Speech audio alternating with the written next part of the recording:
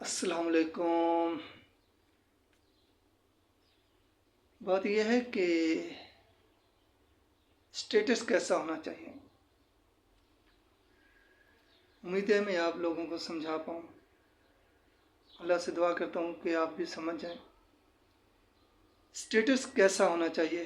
تصور کریں کہ اگر آپ قبر میں ہیں اور فرشتے آپ کو بتا رہے ہیں کہ آپ کے پاس 999 نیکیاں ہیں اور 998 برائیاں، تو مبارک ہو، آپ جنت میں جا رہے ہیں اور آپ بہت خوش ہیں۔ پھر اچانک آپ کے گناہ کی تعداد 1000 تک پہنچ جاتی ہے اور فرشتہ آپ کو بتاتا ہے کہ کسی نے ابھی ایک گانا دیکھا جو آپ نے اپنے سوشل میڈیا پروفائل پر شیئر کیا ہے اور اس کی وجہ سے آپ کو گناہ کا بوجھ اٹھانا پڑا اور اب آپ جہنم میں جا رہے ہیں۔ اسے کہتے ہیں گناہ جاریہ۔ خدا را ایسے گناہوں سے بچیں تاکہ ہماری آخرت کی منزل آسان ہو جائے۔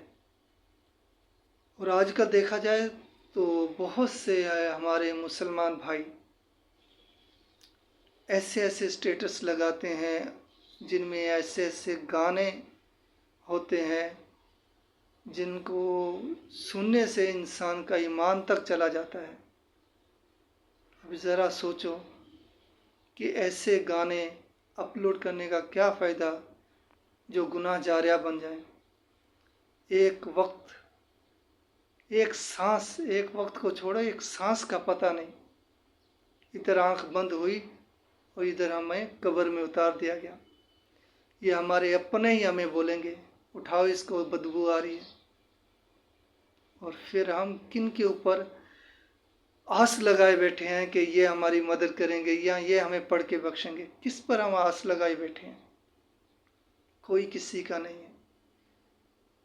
کبھی آپ نے سوچا ہے کہ ہم اپنے دادا پردادا کو یا ہم نے اپنے جو بڑے ہمارے وفات پا گئے اپنے پیاروں کو کتنا یاد کیا؟ کبھی تنہائی میں بیٹھ کر یہ سوچیں کہ ہم ان کو کتنا یاد کرتے ہیں۔ کیا آپ نے یہ سوچا کہ آنے والے وقت میں آپ جب دنیا میں نہیں ہوں گے تو آپ کی اولاد آپ کو کتنا یاد کرے گی؟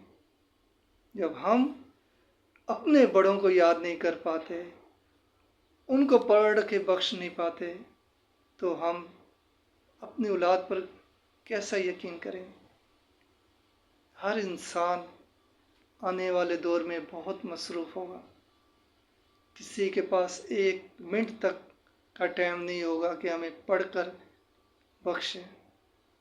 خدا را سوچیں، اللہ تبارک تعالیٰ ہمیں سوچنے سمجھنے کی توفیق عطا فرمائے۔ آمین۔